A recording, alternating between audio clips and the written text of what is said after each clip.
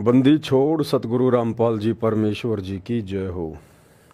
परमपिता परमात्मा सारी सृष्टि के रचनहार, कुल मालिक, असंख्य ब्रह्मांडों के स्वामी, जगत गुरु, तीनों लोकों में प्रवेश करके सबका भरण पोषण करने वाले राजाधिराज, आत्माधार, नाथों के नाथ, देवों के देव महादेव, सर्वेश्वर महेश्वर, मृत्युंजय, अजरो अमर, आदि अनादि सनातनी प्रभु, जगत पिता जगदीश्वर, श्री श्री 1008 की उपाधि के वास्तविक अधिकारी, अकाल मूरत शब्द स्वरूपी राम वासुदेव, सर्वगतम ब्रह्म, परम पूज्य, प्रथम पूज्य, परम संत, परम पुरुष, परम धनी, परम दयालु, सत्य कबीर, हक्का कबीर, अल्लाहु कबीर, अल्लाहु अकबर, बाखबर, अल्लाह ताला, जगत के तारणहार, जगत के मुक्तिदाता, जगत के जगन्नाथ, हारे के सहारे, हिंदुओं के राम, मुसलमानों के अल्लाह, सिखों के वायुगुरु, ईसाइयों के मसीह, दया के सागर दयानिधि, करुणा के सागर करुणानिधि, स्वयंभू परिभू, संकट मोचन, कष्टहरण, मंगल करण, दुख भंजन, अविगत कबीर, निर्विकार निर्विषम परमात्मा, अलय अलेख सतगुरु, आदि अनादि सतगुरु, असली मर्यादा पुरुषोत्तम, असली राम, असली कृष्ण, असली घनश्याम, असली मुरारी, राजाओं के राजा, महाराजाओं के महाराजा, शहंशाहों के शहंशाह, सम्राटों के सम्राट, भगवानों के भगवान, अल्लाहों के अल्लाह, प्रभुओं के प्रभु, मसीहाओं के मसीह, सच्चे वाहिगुरु, बाबाओं के बाबा, पीरों के पीर, सेठों के सेठ, जगत सेठ, सावड़सा सेठ, सर्वगुण संपन्न, अनंत कोटि कलाओं के स्वामी, अनंत कोटि ब्रह्मांडों के नायक, योगियों में महायोगी, ध्यानियों में महाध्यानी, सिद्धों में परम सिद्ध, ज्ञानियों में तत्वज्ञानी, ब्रह्म ज्ञानी, महाज्ञानी, परम ज्ञानी, सर्वश्रेष्ठ ज्ञानी, विज्ञानी, युवा कबीर, समृत कबीर, असमवात, अमित ओझा, सच्चे रहनुमा, करीम अल्लाह, सुभान अल्लाह, दुनिया के अंतिम पैगंबर, 8 सितंबर 1951 से गांव धनाना, जिला सोनीपत, हरियाणा, गांव धनाना, जिला सोनीपत, हरियाणा, भारतवर्ष की पावन भूमि पे प्रकट रियल कल की भगवान, श्री नारायण साकार हरि, श्री बाबा साहेब, नूर अनंत परमात्मा, संत श्रोमणी सतगुरु रामपाल जी परमेश्वर जी के चरण कमल में साध संगति से जुड़े हुए देश विदेश से आप और हम सभी सत्सेवक भाई बहनों का अनंत कोटि दंडवत प्रणाम। सत्साई भाई और बहनों, दया परम पिता परमेश्वर जी की, सारी सृष्टि के सर्जनहार, सारी सृष्टि के मालिक सतगुरु रामपाल जी भगवान की, जिनके विशेष आशीर्वाद से आप और हम सभी सत्सेवक भाई बहन साथ संगति से जुड़कर भक्ति मार्ग पर निरंतर मर्यादाओं में रहते हुए मोक्ष प्राप्ति के लिए आगे बढ़ रहे हैं। भाई और बहनों, गुरुदेव भगवान के विशेष आशीर्वाद से, उन्हीं के मुख कमल से उच्चारित विशेष संदेश जो वर्तमान में उनकी लीला के तहत, उनके मिशन के तहत हिसार जेल से बैठकर बाहर अपने बच्चों के लिए भेजे जा रहे हैं, जो विशेष संदेश विशेष आत्माओं सत्सेवकों के दिलो दिमाग में गंभीरता से बैठे हुए हैं, जो हमारे विश्वास को दृढ़ता के साथ निरंतर आगे की ओर बढ़ा रहे हैं। तो विशेष संदेशों के ऊपर वीडियो बनाने की श्रृंखला जारी है। इसी श्रृंखला में विशेष संदेश नंबर 13 का आज ये पार्ट नंबर 2 है, जिसके ऊपर हम चर्चा करेंगे। भाई और बहनों, उससे पहले आपको बता दें कि पवित्र पुस्तक मुसलमान नहीं समझे ज्ञान कुरान, इस पुस्तक के ऊपर 26 मार्च 2025 से यानी परसों से रात्रि 8 बजे वीडियो शुरू हो जाएंगे। अब परमेश्वर ने पुस्तक लिखी है, अल्लाहु कबीर ने पुस्तक लिखी है, ये कोई सामान्य पुस्तक नहीं है। ये पुस्तक मुसलमान समाज से जुड़े हुए भाई बहनों को तो जगाएगी, यानी उन तक तो संदेशा पहुंचाएगी। अब जागना किसकी किस्मत में है, किसकी किस्मत में नहीं है, वो तो परमेश्वर जाने, उन आत्माओं के संस्कारों के ऊपर निर्भर करता है। साथ साथ हम जितने भी भगत भाई बहन हैं, जो सतगुरु रामपाल जी के फॉलोअर हैं, विशेष तौर पर ये पुस्तक हमें भी बहुत सारे संदेशे देगी। यानी हमें और किस कदर नेकी की ओर आगे बढ़ना है, हमें और कितना नेक भगत बनना है, हमारे अंदर क्या क्या कमियां हैं जिनको हमने अभी दूर करना है, साथ में ये पुस्तक बहुत सारे संदेशे देगी। क्योंकि परमात्मा का चाहे कोई सत्संग हो, चाहे कोई पुस्तक हो, वो पूरे विश्व के मानव के लिए एक संदेश होता है। उसमें भगत भी आ जाते हैं, उसमें जगत भी आ जाते हैं। तो 26 मार्च 2025 से रात्रि 8 बजे फेसबुक पर लाइव वीडियो शुरू हो जाएंगे। आजकल फेसबुक ने एक नया अपडेट दिया है कि जितने भी लाइव वीडियो पहले चले हैं किसी के भी, वो सारे 1 महीने में डिलीट कर दिए जाएंगे। इसलिए जब दास लाइव वीडियो चलाता है तो लाइव वीडियो तो आपने ज़्यादा से ज़्यादा शेयर करना ही है, देखना ही है। साथ में लाइव वीडियो के तुरंत बाद 2-4 घंटे बाद रात को ही यानी 8 बजे लाइव आएंगे और तकरीबन 12 बजे के आसपास हम उसी वीडियो को फेसबुक पर भी डालेंगे। तो वो वीडियो भी आप लोगों ने ज़्यादा से ज़्यादा शेयर करना है, क्योंकि वो वीडियो फिर डिलीट नहीं होगा, केवल लाइव वीडियो ही डिलीट होगा। तो लाइव वीडियो के बाद में उसी वीडियो को जब दोबारा से फेसबुक पर पूरा का पूरा डाला जाएगा, उस वीडियो को आप ज़्यादा से ज़्यादा शेयर करें। तो विशेष संदेश के ऊपर वीडियो बनाने की श्रृंखला जारी है। आज विशेष संदेश नंबर 13 का पार्ट नंबर 2 है। पार्ट नंबर 1 के ऊपर हमने काफ़ी कुछ चर्चा की थी गुरुदेव के आशीर्वाद से। आज पार्ट नंबर 2 में हम आगे बढ़ते हैं। एक कुतिया 8 बच्चे पैदा करती है और उनको छकाने के लिए आग की तो जूठे के टुकड़े खा खा के आती है, उनको पालती है और पालने के बाद उसको क्या देते हैं, उसका टूक भी खा जाते हैं, को डाल देता गए। जब बड़े हो जाते हैं उसको मां ने रोटी भी नहीं खाने देते हुए। और ये स्थिति एवं कलयुग में भी होने वाली है। क्या कह रहे हैं गुरुदेव भगवान? थोड़ा सा भविष्य के विषय में बता रहे हैं परमात्मा। आने वाले युग परिवर्तन के समय जिस कदर पूरे विश्व में खलबली मचेगी उसके बारे में बता रहे हैं कि जिस प्रकार एक कुतिया बड़ी मुश्किल से घर घर जाके कहीं टूक खाती है, कहीं जूत खाती है, कहीं लट खाती है, कहीं गोबर टट्टी खा के आती है जब खाना नहीं मिलता है तो, और अपने स्तनों में दूध पैदा करके, यानी खाएगी तभी तो दूध पैदा होगा, उसके बाद अपने बच्चों को दूध पिलाती है। और जब वो बच्चे बड़े हो जाते हैं और यदि कोई रोटी का टुकड़ा डाल देता है, वो बच्चे अपनी माँ को भी नहीं खाने देते, अपनी माँ को भी, उसकी भी गर्दन पकड़ के काट लेते हैं उस एक रोटी के टुकड़े के लिए जिस कुतिया ने उनको पाल पोस के बड़ा किया। तो गुरुदेव कहते हैं ये समस्या अब आगे आने वाली है। 2028 युग परिवर्तन का समय है, पूरे विश्व के मानव समाज के लिए आपातकालीन है, आपातकालीन। भारत देश में भी 2028 तक नास्त्रेदमस की भविष्यवाणी के अनुसार, हरारे की भविष्यवाणी के अनुसार 16 से अधिक राज्यों में आपातकालीन राष्ट्रपति शासन लागू हो जाएगा। इतनी अस्थिरता बढ़ जाएगी, मिलिट्री शासन लागू हो जाएगा और प्राकृतिक आपदाएं घेरेंगी वो अलग।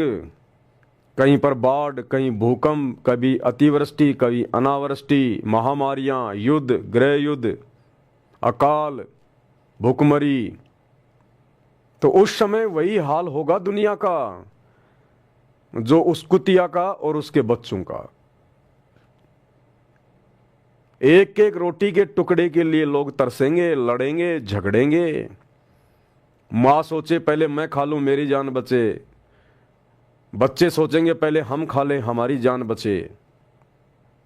वो परिस्थितियां पैदा होंगी, अन्यथा ये अल्लाहु कबीर, अल्लाहु अकबर, सारी सृष्टि का मालिक जो दुनिया को समझाने के लिए आया हुआ है और दुनिया ने उसे नकार दिया ना पहचान कर, आज वो हिसार जेल में जाके बैठ गया आगे के समय के इंतज़ार में। तो दुनिया ने अपने पैर पर कुल्हाड़ी तो मारी ली है, भगवान के साथ में बेअदबी की है, कोई छोटी बात थोड़ी है।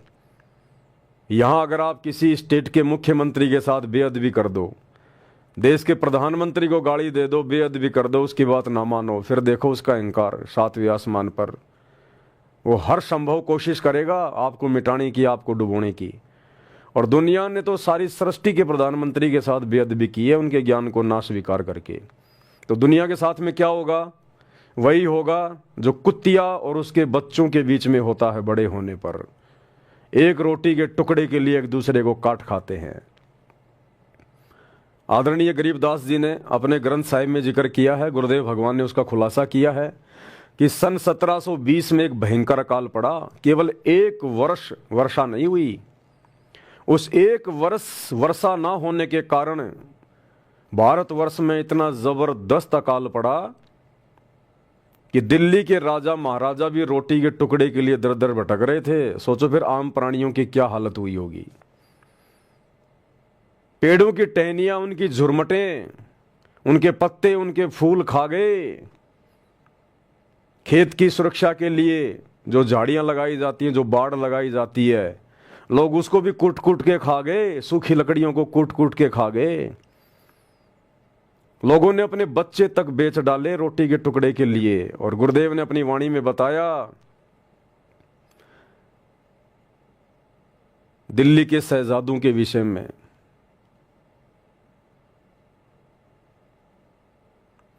वाणी है, दास को ध्यान नहीं आ रही। शहजादे मांगत फिरें दिल्ली के उमराव, और जिन रोटी पाई नहीं जो खाते थे नान पुलाव। वो दिल्ली के बादशाह और उनके शहजादे, उनके बेटे बेटियां जो नान पुलाव खाया करते थे, 56 प्रकार के पकवान खाया करते थे, सन 1720 में उनको रोटी का टुकड़ा भी नसीब नहीं हुआ। तो कहते हैं वो शहजादे मांगत फिरें दिल्ली के उमराव, और उनको रोटी भी मिली नहीं जो खाते थे नान पुलाव। तो वो समय आने वाले समय में बहुत जल्द आने वाला है। ऐसा थोड़ी है दुनिया इसी प्रकार से चलती रहेगी, जनसंख्या बढ़ती रहेगी, गरीब बेचारा गरीब चक्की में फिसता रहेगा, अमीर गरीबों की छाती पे पैर रख के आगे बढ़ता रहेगा, चोर चोरी करते रहेंगे, डकैत डकैती करते रहेंगे, 2 नंबर के काम करने वाले 2 नंबर के काम कर रहे हैं। अरे भैया, परिणाम भी तो भोगोगे, रिजल्ट भी तो आना है। ये थोड़ी है कि बच्चों की पढ़ाई पढ़ाई होती रहेगी, परीक्षा नहीं होगी, रिजल्ट नहीं आएगा। तो पढ़ाई बहुत हो चुकी है, दुनिया ने बहुत अपने कर्म फोड़ लिए हैं, बहुत कुकर्म कर लिए हैं, बहुत मनमानियां कर ली हैं। अब उनका परिणाम, उनका रिजल्ट आएगा 2028 तक, जिसको युग परिवर्तन कहते हैं। तो उस समय वो स्थिति पैदा होने वाली है जो गुरुदेव भगवान ने बताई है, उस कुतिया का और उसके बच्चों का उदाहरण देके। और बचने का तरीका भी भाई और बहनों केवल गुरुदेव भगवान के पास है, किसी और के पास नहीं है। आज आपके पास चाहे 1000 क्विंटल गेहूं है, चाहे 1000 गैस सिलेंडर आपके घर में हैं, लेकिन 2028 युग परिवर्तन में भाई आपको भी उस दौर से गुजरना पड़ेगा। अगर आपके घर में अनाज की कमी नहीं आएगी तो दूसरी प्रकार की कोई कमी आएगी। पीने को पानी नहीं मिलेगा, सूखी रोटियां खा खा के कैसे जीवन जिएगा। और कोई प्रॉब्लम आ जाएगी, भयंकर बीमारी हो जाएगी, वायरस घुस जाएगा, फिर क्या करेगा? वो गेहूं बचाएगा? वो गैस सिलेंडर बचाएगा क्या? तो हर व्यक्ति को युग परिवर्तन के दौर से गुजरना पड़ेगा, अपने किए गए कुकृत्यों का परिणाम भोगना पड़ेगा। इसलिए तो कहते हैं भैया अच्छे कर्म करो, अच्छे कर्म करो, परमात्मा को प्रसन्न करो। और बचाव का तरीका केवल गुरुदेव की सत भक्ति, ये सच्ची इबादत जो अल्लाह कबीर सतगुरु रामपाल जी के पास है। ये स्वयं बाखबर है, तत्वदर्शी संत है, स्वयं अल्लाह कबीर है। ये स्वयं पृथ्वी पर आकर प्रकट होकर इंसानी रूप में, मानव रूप में अपना ज्ञान देता है, आगे का मार्ग बताता है। तो भैया जल्द से जल्द इनके सत्संग सुनना शुरू कर दीजिए, यदि अपने और अपने परिवार का उस महाविनाश के दौर में बचाव चाहते हैं तो। अन्यथा ना आपको ये राजनीति बचाएगी, ना राजनेता बचाएंगे, ना आपकी धन दौलत बचाएगी, ना आपके रिश्तेदार बचाएंगे, ना आपका पद और रुतबा बचाएगा। सब धरे के धरे रह जाएंगे, धरे के धरे। ऐसे अकाल बहुत आ चुके हैं, इतिहास गवाह है। राजाओं को भी हाथ में कटोरा लेके मांगना पड़ा है। तो जो लोग अभी तक सतगुरु की शरण में नहीं है, सत्संग नहीं सुन रहे हैं, उन लोगों को सत्संग सुनने शुरू कर देने चाहिए। और जो लोग सतगुरु की शरण में आ चुके हैं उनको चाहिए कि वो मर्यादा में रहें और बारंबार अपने बाखबर का, अपने मुर्शिद का, अपने सतगुरु का, अपने अल्लाह का, सतगुरु रामपाल जी भगवान का बारंबार धन्यवाद करते रहें कि ये परमेश्वर हम एक क्षण भी आपके चरणों से दूर ना हो जाएं। हमारे मन में सुई की नोक जितना भी दोष आपके प्रति और भक्ति के प्रति ना जाए। हमारे ऊपर इतनी दया रखना, हे दयालु परमात्मा। और जो भक्ति विधि, जो सच्ची इबादत, जो असली निमाज केवल सतगुरु रामपाल जी के भगत करते हैं। बाकी दुनिया का कोई मुसलमान सच्ची निमाज नहीं करता। मुसलमानों को जो नमाज प्राप्त है वो तो डुप्लीकेट अल्लाह से प्राप्त है, डुप्लीकेट अल्लाह से, शैतान से। ओरिजिनल नमाज यानी त्रिकाल संध्या जो वेदों में वर्णित है, क्योंकि वेद सनातनी ग्रंथ हैं, सबसे पुराने ग्रंथ हैं। वेद लाखों साल पहले लिखे गए थे। ये नमाज वाली जो कुरान शरीफ है ये तो अभी 1400 साल पहले हज़रत मोहम्मद के ऊपर नाजिल हुई थी। ये इंजल ये तो ईसा मसीह के ऊपर नाजिल हुई थी। ये जबूर ये तो हज़रत दाऊद के ऊपर नाजिल हुई थी। तौरात ये तो हज़रत मूसा के ऊपर नाजिल हुई थी। और वेद सतयुग में दे दिए गए थे, आज से 40 लाख साल पहले ही दे दिए गए थे वेद। तो वेद सनातनी ग्रंथ हैं, सबसे पुराने ग्रंथ हैं। और त्रिकाल संध्या वास्तविक जो संध्या है, जो नमाज है, नमाज का मतलब होता है आरती, स्तुति करना, प्रार्थना करना। मुसलमान नमाज कहते हैं, हिंदू आरती कह देते हैं। हम भगत भाई बहन जो सदगुरु रामपाल जी के भगत हैं, हम उसको नित्य नियम कह देते हैं। नमाज का अर्थ होता है भगवान तक अपनी स्तुति, अपनी अर्ज, अपनी प्रार्थना पहुंचाना। तो वर्तमान में मुसलमान जो नमाज कर रहे हैं वो तो वास्तव में नमाज भी नहीं है, उसमें तो आदेश दिए जा रहे हैं, ए हजरत तू ऐसा कर, तू ये कर, तू वो कर। नमाज कौन कर रहा है, स्तुति कौन कर रहा है? वो तो आदेश दिए जा रहे हैं। तो वास्तव में नमाज क्या है, ये सतगुरु रामपाल जी की शरण में आने के बाद आपको मिलेगी। सुबह का नित्य नियम ओरिजिनल नमाज, दोपहर की रमेणी ओरिजिनल नमाज, शाम की संध्या आरती ओरिजिनल नमाज।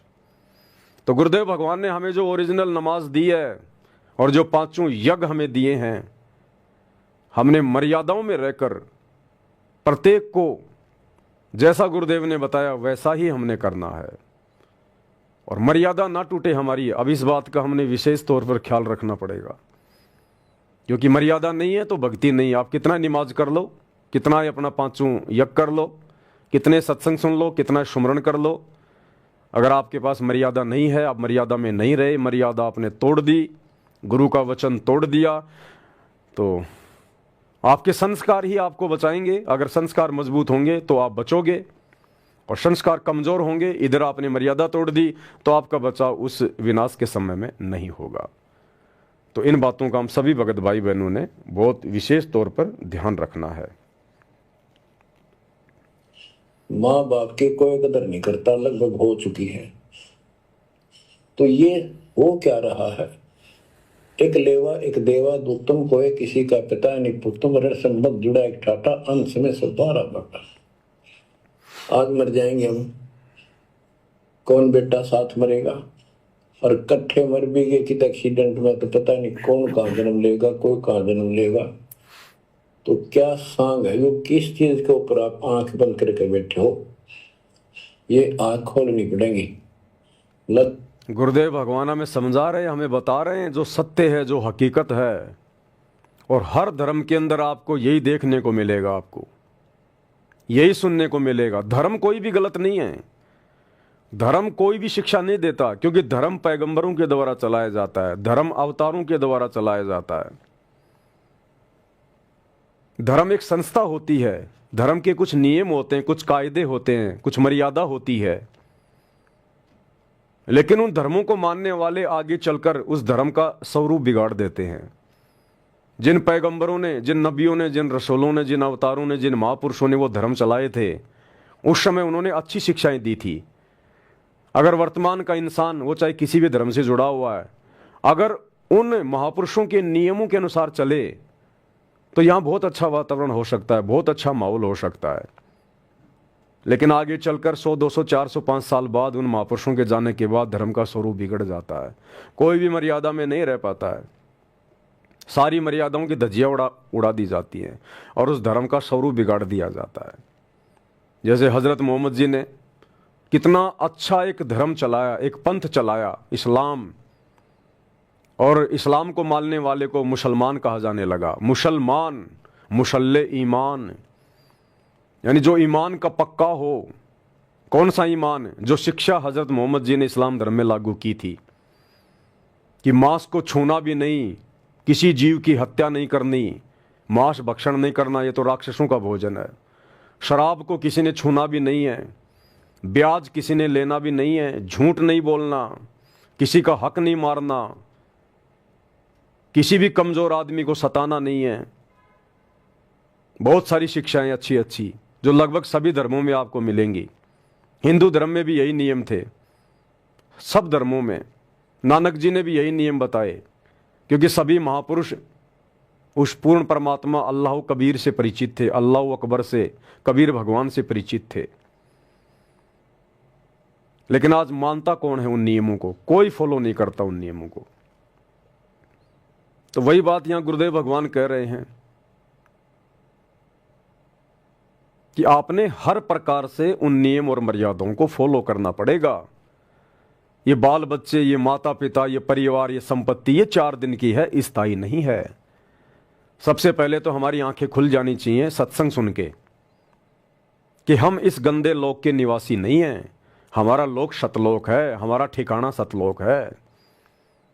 और यहां जो भी चीजें हम अर्जित कर रहे हैं, संग्रह कर रहे हैं, अभी हमें ज्ञान नहीं है। जिसको ये ज्ञान हो जाएगा, तत्व ज्ञान हो जाएगा, सृष्टि रचना समझ में आ जाएगी, वो यहाँ की झूठी नश्वर संपत्ति को कभी नहीं जोड़ेगा। वो कभी भी 2 के 4 बनाने की कोशिश नहीं करेगा, बिजनेस को आगे से आगे बढ़ाने का प्रयास नहीं करेगा। वो केवल 2 टाइम की रोजी रोटी तक सीमित रहेगा कि बस भगवान की दया से, अल्लाह की रहमत से मेरे परिवार का पालन पोषण हो जाए और मेरी भक्ति हो जाए। और ये बातें आपको हर कोई कहेगा, हर धर्म के लोग यही बातें कहते हैं, यही बातें समझाते हैं, हर धर्म के मानने वाले। एक मुसलमान धर्म के भाई का एक छोटा सा ये ऑडियो है, ये 15-20 सेकंड का। देखो, ये भी वही बात कह रहा है, क्योंकि हर धर्म हमें यही सिखाता है, यही बताता है। लेकिन लोग फॉलो नहीं कर पाते, लोग विश्वास नहीं कर पाते, क्योंकि लोगों के पास में सच्चा मुर्शिद नहीं है, लोगों के पास में सच्चा तत्वदर्शी संत नहीं है, सच्चा सतगुरु नहीं है, बाखबर नहीं है। लोग उनकी शरण में नहीं है, जिस कारण से एक दूसरे की बातों पे लोग यकीन नहीं करते और कहने वाले के वचन में शक्ति नहीं होती जो सामने वाले पे असर कर दे। तो एक मौलवी है, वो भी यही बात कह रहा है। भाई, अब अगर कुरान तो कहता कायम करो दीन को, हमने अपने रसूल को भेजा है दीन के इजहार के लिए, गलबे के लिए, जिहाद करो उसके लिए। सूरह सफ में भी फौरन उसके बाद जिहाद, या अय्युहल्लज़ीना आमनू हल अदुल्लुकुम अला तिजारतिन तुंजीकुम मिन अज़ाबिन अलीम तु'मिनूना बिल्लाहि व रसूलिही व तुजाहिदूना फी सबीलिल्लाहि बिअम्वालिकुम व अनफुसिकुम। और सूरह सफ में तो जो सख्त आयत आई है, नबी से कह दीजिए, ये है लोगों, अगर तुम्हें अपने बाप और बेटे और भाई और बीवियां या बीवियों के लिए शौहर और रिश्तेदार और वो माल जो तुमने बड़ी मेहनत से जमा किए और वो कारोबार जो तुमने बड़ी मेहनत से जमाए हैं और अंदेशा रहता है कि कहीं फसाद बाजारी ना हो जाए, और वो महल जो तुमने तामीर किए हैं, जो हवेलियां बनाई हैं जो तुम्हें बहुत महबूब है, अगर इन 8 चीजों की मोहब्बत अल्लाह और उसके रसूल और जिहाद की मोहब्बत से बढ़ती है, अगर ज्यादा है तो जाओ दफा हो जाओ इंतजार। भाई, अब अगर कुरान तो क्या कहा जा रहा है, पैगंबर क्या कह रहा है कुरान में, मौलवी साहब बता रहे हैं, ये सबके लिए, पूरे विश्व के लिए है कि अगर किसी इंसान को 8 चीजों से मोहब्बत है, अपने नबी से बढ़कर, अपने अल्लाह से बढ़कर, अगर उन 8 चीजों में मोह है, ममता है, तो आप मोक्ष के अधिकारी नहीं है, दफा हो जाओ, चले जाओ आप। कौन? परिवार, बेटा बेटी, भाई बंधु, माता पिता, पत्नी, और पत्नी के लिए उसका पति यानी उसका सोहर, वो मकान जो तुमने बनाए हैं, वो गाड़ियां जो तुमने खरीदी हैं, वो संपत्ति, सोना चांदी, पैसा रुपया जो तुमने जोड़ा है, अगर इन तमाम चीजों में तुम्हारी मोह ममता अगर तुम्हारे सतगुरु से बढ़कर है, तुम्हारे लिए परमात्मा से बढ़कर है, तो दफा हो जाओ, तुम मोक्ष के अधिकारी नहीं हो। और वही बात सारी गुरुदेव भगवान कह रहे हैं। गुरुदेव भगवान सिंपल तरीके से कह रहे हैं, गुरुदेव भगवान सिंपल तरीके से कह रहे हैं कि ये 21 ब्रह्मांड इस काल की प्रॉपर्टी है, काल की संपत्ति है। इसने सतलोक में तप करके 3 बार सतयुग, सतयुग प्लस 65 या 60, ऐसा कुछ 64 युग, तो 3 बार में इसने तप किया और तप करके इसने 21 ब्रह्मांड प्राप्त किए, और हम इस काल के साथ आ गए इसके 21 ब्रह्मांडों में।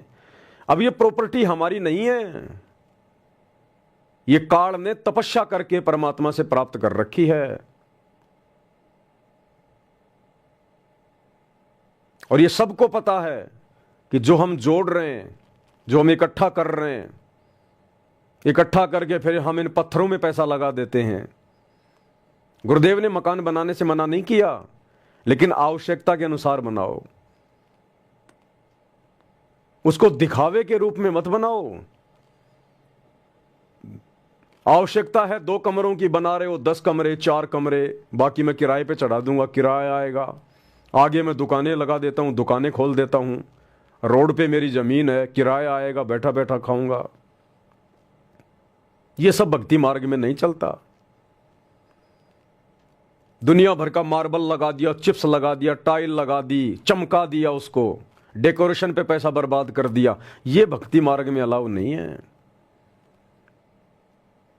गुरुदेव भगवान कह रहे बेटा कितना पैसा लगा दे इसमें, कितना है तू इसको डेकोरेट कर ले, अंत में ये संपत्ति भी तुझे यहीं छोड़ के जानी पड़ेगी। और तेरा शरीर इससे प्यारा, इससे कीमती तो तेरे को कुछ नहीं, ये भी तेरे को यहीं छोड़ के जाना पड़ेगा, 2 मुट्ठी राख बनेगी। तू जोड़ क्या रहा है, तू इकट्ठा क्या कर रहा है नालायक। ये मानव शरीर स्त्री या पुरुष का तुझे किस लिए दिया उस अल्लाह ने, उस परमेश्वर ने, उस परवरदिगार ने, खुदा ने, केवल उसकी सच्ची इबादत करने के लिए। तो सबसे पहले तो ये देख कि वो सच्चा खुदा कौन है, कहां है, कैसा है, कैसे मिलेगा। पहले तो उसकी जानकारी प्राप्त कर,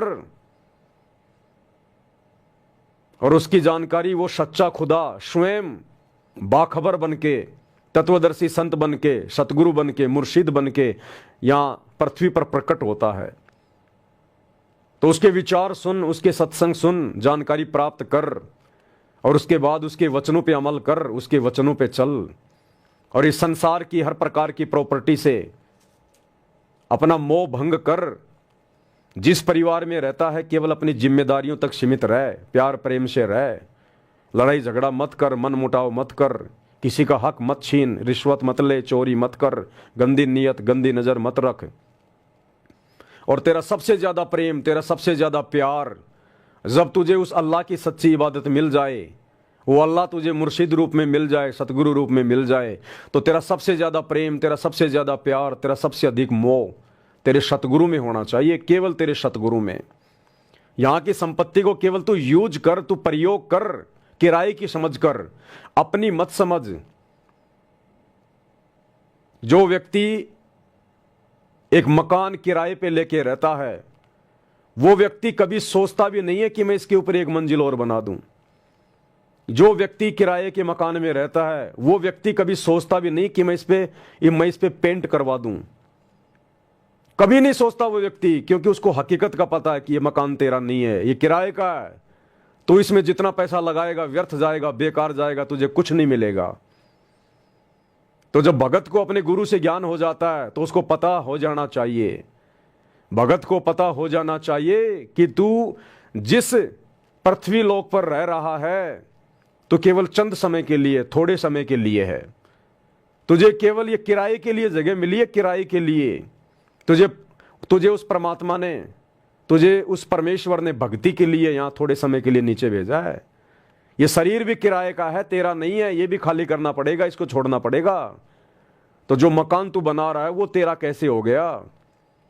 जिस दिन तेरा शरीर छूटेगा, तेरा निधन होगा, तूने वो मकान भी छोड़ के जाना पड़ेगा। उस दिन तेरे लिए वो मकान भी किराए का, ये शरीर भी तूने छोड़ के जाना पड़ेगा, ये भी किराए का। वो संपत्ति जो तूने जोड़ी है, दिन रात एक कर दिए, लोगों का हक मार लिया, रिश्वत ले ली, पाप कर्म बढ़ा लिए, दुनिया का जहर इकट्ठा कर लिया, ये सब तुझे छोड़ के जाने पड़ेंगे। और उस परमात्मा से तेरी मुलाकात होगी, उस परमात्मा के दरबार में जाना पड़ेगा, दूसरा कोई रास्ता नहीं है। और वहां तेरे तमाम कर्मों का, कुकर्मों का, तेरी नेकी का वहां हिसाब होगा, तुझे जवाब देना पड़ेगा। उस परमात्मा से तेरी मुलाकात होगी, तेरी भेंट होगी। तो उस दिन से डर, उस दिन का खौफ अपने अंदर लेकर आ, उस दिन का भय तुझे हमेशा रहना चाहिए कि शरीर छोड़ने के बाद मेरे परमात्मा से मेरी भेंट होगी, मेरी मुलाकात होगी, मैं क्या जवाब दूंगा? जब परमात्मा मुझसे कहेगा कि ए नादान, तेरे को ये मनुष्य शरीर स्त्री या पुरुष का सच्ची इबादत करने के लिए दिया था, परमात्मा की भक्ति करने के लिए दिया था, क्या तूने सच्चे सतगुरु की तलाश करी? क्या तूने बाखबर की मुर्शिद की तलाश करी? या फिर तू उन्हीं परंपराओं में लगा रहा जो मुल्ला मौलवी काजी पंडित पोप पादरी पाठियों ने जो तुझे बता दिया, तेरे माता पिता जो कर रहे थे, या उसी भेड़ चाल में लगा रहा और ये मनुष्य जन्म बर्बाद करके आ गया? हमें विशेष बुद्धि विशेष अकल दी है परमात्मा ने। हम जानवर नहीं हैं, हम पशु पक्षी नहीं हैं।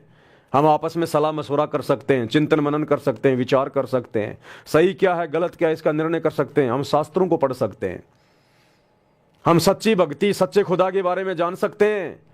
अन्य पशु पक्षियों को ये छूट नहीं है, इतनी बुद्धि उनके अंदर नहीं है। और यदि हमने ये विशेष काम नहीं किया और शरीर छोड़कर चले गए तो हम में और पशु पक्षियों में क्या अंतर रहा, जानवरों में क्या अंतर रहा? वो जानवर भी आए, पैदा हुए, बड़े हुए, फिर उन्होंने लोगों को पैदा करना शुरू किया, उनके पालन पोषण में लगे रहे, अंत में मर गए। और वही काम एक इंसान करता है, आया, पैदा हुआ, बड़ा हुआ, फिर वो पैदा करने लग गया, खाया पिया, बच्चों का पालन पोषण किया, मोह ममता में पड़ा रहा और अंत में वो भी मर गया। तो फिर इंसान में और जानवर में भला क्या अंतर? तो परमात्मा से फिर मुलाकात होगी, परमात्मा हिसाब मांगेगा क्या किया जाके। इसलिए गुरुदेव भगवान कह रहे हैं कि यदि आपको ये ज्ञान समझ में आ गया, तत्व ज्ञान समझ में आ गया, तो यहाँ की किसी भी वस्तु में हमने मोह ममता पैदा नहीं करनी है। हमारे अंदर हमेशा ये चिंतन मनन होता रहना चाहिए। अगर हम भगत हैं और हमारी भक्ति सही चल रही है तो हमारे अंदर दिन में 1 बार 2 बार जरूर ये चिंतन होना चाहिए कि ये पैसा मेरा नहीं है, ये प्रॉपर्टी मेरी नहीं है, मैं आवश्यकता से ज़्यादा ना कमाऊं, आवश्यकता से ज़्यादा इसका संग्रह ना करूं।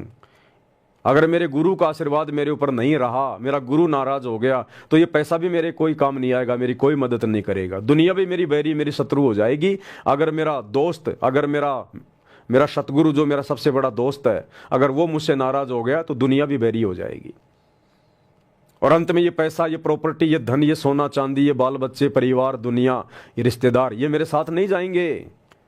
ऐसे ऐसे ना जाने मेरे कितने जन्म हो चुके हैं। हर जन्म में मेरे पास में रिश्तेदार थे, माता पिता थे, बेटा बेटी थे, धन था, गाड़ी थी, कोठी थी, आज कहाँ है पता भी नहीं है। और मरने के बाद मैं इसको भी छोड़ जाऊंगा, ये नहीं जाएगी साथ, सबको पता, ये परम सत्य है। लेकिन फिर भी लोग चिंतन मनन नहीं करते, विचार नहीं करते। क्यों नहीं करते? क्योंकि वो अभी सच्चे बाखबर की शरण में नहीं है, सच्चे गुरु की शरण में नहीं है, तत्वदर्शी संत की शरण में नहीं है, जो उन आत्माओं में चिंतन मनन करने की शक्ति डाल सके। दुनिया भर के मुल्ला मौलवी पंडित काजी आचार्य शंकराचार्य सारा दिन चिल्लाते रहते हैं, यही बातें बताते हैं, क्योंकि शास्त्रों में तो यही लिखी हुई है, और क्या बताएंगे ये। लेकिन उनकी बातों का किसी आम व्यक्ति के ऊपर कोई असर नहीं होता। ना मुल्ला मौलवियों की बातों का मुसलमान धर्म के फॉलोवर के ऊपर कोई असर हो रहा, ना आचार्य शंकराचार्य और पंडितों की बातों का हिंदू धर्म के फॉलोवर पे कोई असर हो रहा। क्यों? कारण क्या है? क्योंकि उनके वचन में शक्ति नहीं है। वो केवल बोलते हैं अपने धार्मिक धंधे के लिए, अपनी पब्लिसिटी के लिए, अपनी मान बढ़ाई के लिए। वो खुद उन चीजों पे अमल नहीं करते, जिस कारण से उनके द्वारा बोले गए वचन में शक्ति नहीं है। वो किसी और पे असर नहीं करते। जब तक सुनेंगे तब तक अच्छे लगेंगे, लेकिन जैसे ही वहां से जाएंगे फिर वो बातें दिलो दिमाग से दूर हो जाएंगी। इसलिए सच्चे मुर्शिद, सच्चे सतगुरु रामपाल जी की शरण में आना बहुत जरूरी है। ये परमात्मा सबके लिए आता है, क्योंकि ये सभी का पिता है। ये मुसलमानों का भी पिता है, हिंदुओं का भी पिता है, जैनियों का, सिखों का, ईसाइयों का, सभी का पिता है, क्योंकि ये सच्चा खुदा है।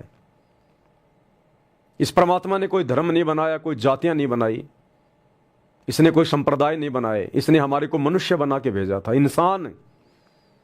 इसने मुसलमान बना के नहीं भेजा, इसने ईसाई या हिंदू बना के नहीं भेजा, इसने इंसान बना के भेजा। इंसान, ये धर्म तो हम बना बैठे, धर्म के ठेकेदार बना बैठे अपने स्वार्थ के लिए।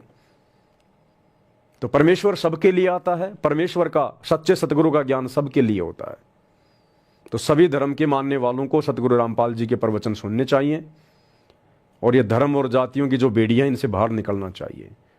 और 26 मार्च 2025 से मुसलमान नहीं समझे ज्ञान कुरान, इस पवित्र आसमानी पुस्तक के ऊपर वीडियो बनने शुरू हो जाएंगे। आप वो वीडियो देखिएगा, बहुत कुछ समझ में आएगा, बहुत कुछ। क्योंकि हमने नेक बंदा बनना है, हमने परमात्मा के सामने जाके खड़ा होना है। क्या जवाब देंगे? तो हमसे कोई गलती ना बन जाए, हमारी भक्ति में, हमारी सच्ची इबादत में कोई कमी ना रह जाए। और मुसलमान धर्म के लोग क्या सच्ची इबादत करेंगे जब उनको सच्चे खुदा का ही नहीं पता कि सच्चा खुदा कौन है? किसी को नहीं पता, पूरे विश्व के मुसलमानों को नहीं पता कि खुदा कौन है।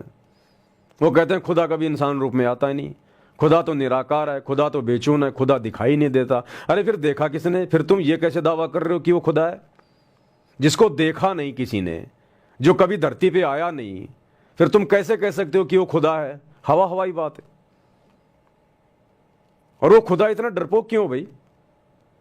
एक तरफ कहते हो कि पूरी कायनात खुदा ने बनाई, तो कायनात में ये धरती भी आ गई, तो परमात्मा अपने द्वारा बनाई गई धरती पे आने से क्यों डरता भाई?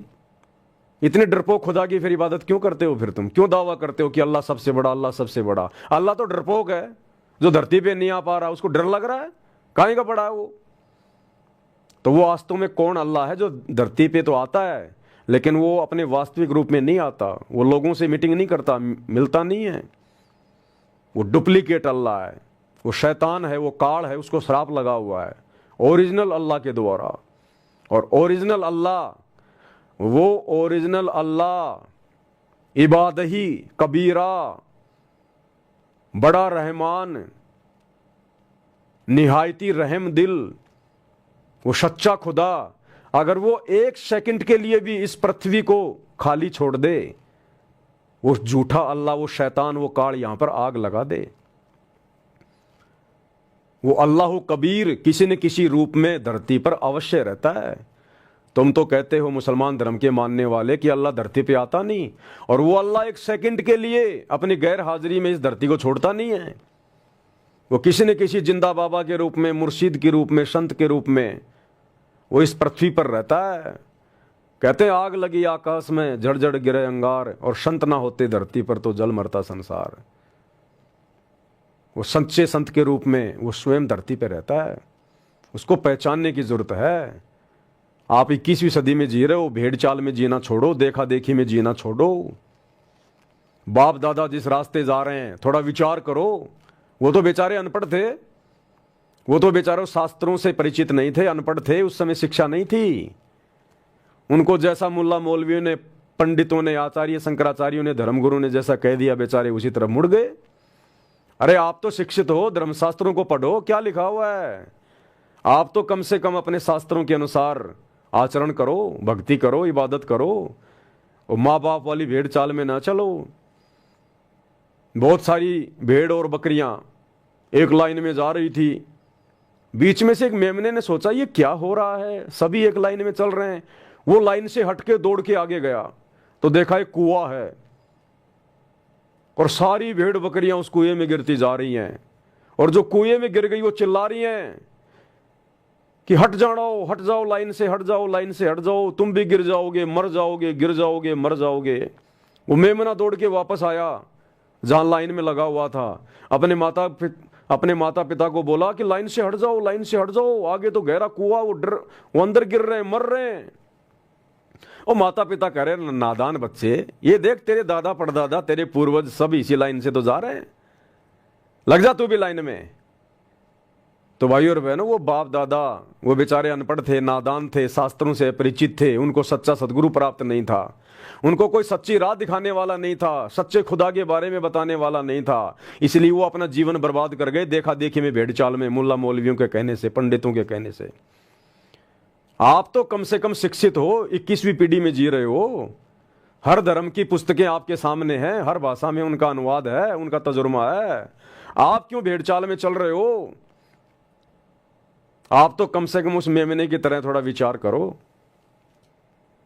खुदा के पास जाना है, जवाब देना है कि बेटा तू पत्थरों को सिजदा करके आया है या फिर तूने अल्लाह को भी कभी सिजदा किया।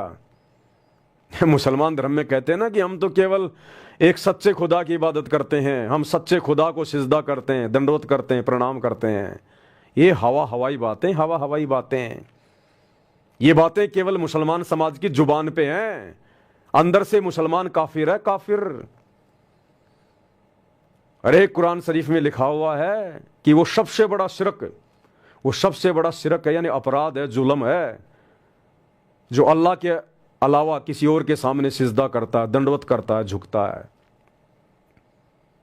लेकिन आज पूरा मुसलमान समाज क्या कर रहा है? सबसे बड़ा शिरक कर रहा है, काफिर बन बैठा है। बात करते हैं अल्लाह की, अल्लाह को तो तुम जानते भी नहीं, अल्लाह है कौन, कैसा है, कहां रहता है, सिजदा क्या खाक करोगे तुम उसके सामने? और उसके बावजूद फिर कहां कहां जाते हो सिजदा करने? अजमेर मोइनुद्दीन चिश्ती की दरगाह पे क्या है? वो अल्लाह है क्या? उसकी वो बनी हुई है वहां पर, क्या बोलते हैं उसको, उसकी दरगाह है वहां पे, उसकी मजार है वहां पे जहां उसको दफनाया गया था, वो पत्थर का टुकड़ा है वो, उसके सामने जाके तुम सिजदा करते हो। तो तुम तो पत्थर पूज रहे हो, अल्लाह का तो तुम्हें पता ही नहीं अल्लाह है कहां। अरे तुम कहते हो अल्लाह तो धरती पे आता नहीं, तो अजमेर की दरगाह में तो अल्लाह है ही नहीं, क्योंकि अल्लाह तो कभी धरती पे आता नहीं। फिर उस पत्थर की टुकड़ी के सामने सिजदा क्यों कर रहे हो? क्या यह पत्थर पूजना नहीं है क्या? तुम हिंदुओं से कम हो क्या? हिंदू मंदिरों में जाके पत्थरों के आगे सिजदा करते हैं, तुम इन मजारों के आगे जाके सिजदा करते हो। अलीगढ़ की दरगाह में जाके क्या करते हो? अल्लाह बैठा है, अल्लाह तो धरती पे आता नहीं तुम्हारे अनुसार, अल्लाह तो इंसानी रूप में आता नहीं। तो अलीगढ़ की दरगाह किसकी है? किसी इंसान की तो थी, कोई पैगंबर था, कोई रसूल था, कोई नबी था, वो कौन था? इंसान ही तो था। तो उसकी दरगाह पे जाके क्यों चादर चढ़ा रहे हो, क्यों सिजदा कर रहे हो? वो अल्लाह है क्या? तो क्या कर रहे हो तुम? पत्थर पुजारी, पत्थरों की पूजा कर रहे हो। महरौली की दरगाह दिल्ली, क्या कर रहे हो तुम? वहां पर पत्थरों की पूजा कर रहे हो। मक्का मदीना जाते हो, हज करने जाते हो, क्या करने जाते हो? वहां पर पत्थर पूजने जाते हो। अल्लाह बैठा उसमें, अल्लाह तो आता नहीं तुम्हारे अनुसार धरती पे। तो अल्लाह ने तो कभी तुम्हारी मक्का मदीना में पैर रखा ही नहीं, फिर तुम किसको जाके सजदा कर रहे हो वहां पर? किन पत्थरों को चूम रहे हो तुम? इंसानी पत्थरों को, जिनकी मजारें बनी हुई हैं। तो सबसे बड़ा शिरक तो मुसलमान खुद कर रहा है और दूसरों को कह रहा है कि दूसरे काफिर हैं, हम तो केवल अल्लाह की इबादत करते हैं। अल्लाह के तो तुम्हें एक बाल की जानकारी भी नहीं, एक बाल की भी। अल्लाह की जानकारी देने अल्लाह खुद आता है धरती पे, वरना आग लग जाए यहां पर अगर अल्लाह ना आए तो यहां पर। लेकिन आप लोग भेड़ बकरी की तरह सिर्फ देखा देखी में चल रहे हो, आंखों पे काली पट्टी बांध के। हर धर्म के मानने वालों की यही हालत है, यही हालत है। सबके सब काफिर हैं, सबके सब काफिर। अगर एकमात्र दुनिया में यदि कोई सच्ची इबादत कर रहे हैं सच्चे खुदा की, केवल सतगुरु रामपाल जी के फॉलोवर, केवल अपने गुरुदेव भगवान की इबादत करते हैं, अपने सच्चे मुर्शीद की इबादत करते हैं, बाकी सब काफिर हैं जितने भी धर्म के मानने वाले हैं। तो भैया ऐसी बात नहीं बनेगी। अल्लाह को जाके मुंह दिखाना है, अल्लाह को जाके मुंह दिखाना है। तो आज अल्लाह आया हुआ है सन 1994 से, सत्संग कर करके तुम्हें जगा रहा है, बता रहा है। कुरान शरीफ की आयतें, सूरत फुरकानी 25 आयत नंबर 52 से 59। आज तक 1400 साल हो गई मुसलमान धर्म का मानने वाला कोई मुल्ला मौलवी काजी आज तक मुसलमान समाज को नहीं बता पाया कि इन आयतों का मतलब क्या है। ये बाखबर कौन है जो अल्लाह की सच्ची जानकारी देगा? आज तक कोई मुल्ला मौलवी मुसलमान समाज को नहीं बता पाया। तो सबसे बड़े धोखेबाज हो तुम, दगेबाज हो, जो पूरे मुसलमान समाज को धोखे में रखे हुए हो, केवल अपनी रोजी रोटी के लिए, अपना पेट भरने के लिए। मस्जिदें खोल खोल के धंधा बना के बैठ गए। अरे तुम्हारे हजरत पैगंबर ने, हजरत मोहम्मद ने कब मस्जिद पूजी? कौन सी मस्जिद में जाके सिजदा किया? फिर क्या तुम अपने हजरत की शिक्षाओं पे चल रहे हो? केवल जुबान पे नाम है हजरत का, इसके अलावा कुछ नहीं है। तो भैया अभी भी समय है, सच्चे खुदा की इबादत में आ जाओ। हम आप लोगों को दावत दे रहे हैं, दावत, दीन इलाही की दावत। वास्तव में जो दीन इलाही है वो सतगुरु रामपाल जी का कबीर पंथ है, यथार्थ 13वां कबीर पंथ है। और हम सतगुरु रामपाल जी के तमाम फॉलोवर, तमाम सत्सेवक भाई बहन आप लोगों को दावत दे रहे हैं, पूरे विश्व के मुसलमानों को, आओ तुम्हारा खुदा, तुम्हारा मेहरबान रब, तुम्हारा निहायती रहम दिल खुदा सतगुरु रामपाल जी के रूप में धरती पे प्रकट है। आओ उनकी शरण में, सच्ची इबादत को ग्रहण करो, अपना आत्म कल्याण करवाओ।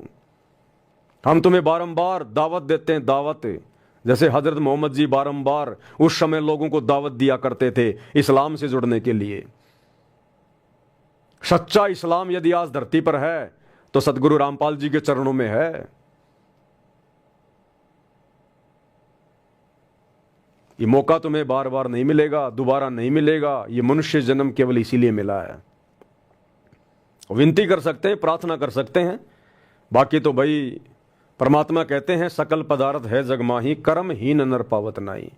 जिनके भाग ही फूटे हुए हैं, जिनको अगले जन्मों में जाना ही दो जग की आग में है, जिनको 84 में जाना है, गधे कुत्ते सुअर बनना है, वो इन बातों को नहीं समझ पाएंगे, वो विचार नहीं करेंगे, वो संत रामपाल जी के सत्संग नहीं सुनेंगे।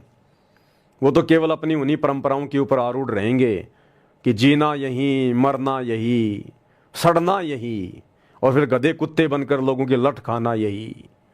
उनका तो फिर वही हाल होगा। लल्लो पत्तों का ज्ञान बतेरा दे लिया, अब खरी खरी कहूंगा। और इनको तो सहन कर गया उसका बेड़ा पार है। और जिसके अंदर दोष होगा वो या तो ठीक हो जाएगा ना छोड़ जाएगा इस विषय को। हम नहीं चाहेंगे। तो गुरुदेव भगवान करें लल्लू पत्तों का ज्ञान बहुत दे लिया, यानी मीठी मीठी गोलियां तुम्हें बहुत खिला दी गई है अपनी शरण में लेने के लिए। अब जो ज्ञान दिया जाएगा खरा खरा दिया जाएगा, ठोक ठोक के बात कही जाएंगी, चाहे भगत हो चाहे जगत हो। जो सहन कर जाएगा, जो मर्यादाओं में रह के भक्ति कर लेगा, उसका बेड़ा पार है, अन्यथा 84 में जाएगा। तो खरी खरी बातें गुरुदेव ने कहनी शुरू कर दी हैं। इन विशेष संदेशों में परमात्मा खरी खरी बातें कह रहे हैं। ऊपर से इस दास को खड़ा करके परमात्मा खरी खरी बातें कहलवा रहे हैं, खरी खरी बातें। और ये खरी खरी बातें सुने बिना हम लोग आगे नहीं बढ़ पाएंगे। बुखार के रोगी को अगर मीठी मीठी गोलियां खिलाओगे कभी बुखार ठीक नहीं होगा। उसको तो कुनीन की दवाई खिलानी पड़ेगी, कुनीन की गोलियां, कड़वी कड़वी गोलियां खिलानी पड़ेंगी, तब जाके बुखार ठीक होगा। तो ये मुल्ला मौलवी पंडित आचार्य शंकराचार्य हर धर्म के ठेकेदार ये केवल मीठी मीठी गोलियां खिला रहे हैं, केवल मीठी मीठी गोलियां। भागवत करेंगे, सुदामा श्री कृष्ण जी की कहानियां बताएंगे, पीछे पीछे मीठा मीठा म्यूजिक चलेगा। कथा समाप्त हो गई, दान पेटी में पैसा डालो जाओ। राम और भिलनी की कथा सुनाएंगे, आचरण ना उन भक्तों का ना उस कथावाचक का। दान पेटी भरो जाओ अपने घर पे। अब खरी खरी बातें सदगुरु रामपाल जी के द्वारा सन 1994 से सुनाई जा रही हैं कि भैया तुम्हें जन्म और मरण का कैंसर का रोग लगा हुआ है। असंख्य जन्म हो गए तुम्हें जन्मते और मरते हुए, गधे कुत्ते सुअर बनते हुए। इन्हीं रामकृष्ण की भक्ति करते करते, इन पैगंबरों की इबादत करते करते, मस्जिदों को पूजते पूजते गधे कुत्ते सुअर बन के फिर रहे हैं तुम्हारे पूर्वज। ये पैगंबर, ये रसूल, ये नबी, ये अवतार, ये ब्रह्मा विष्णु महेश, ये सब गधे कुत्ते सुअर बनते हैं। 84 लाख योनियों में जाना पड़ता है इनको, क्योंकि इनकी इबादत भी सच्ची इबादत नहीं है। ये सब शैतान के अधीन है।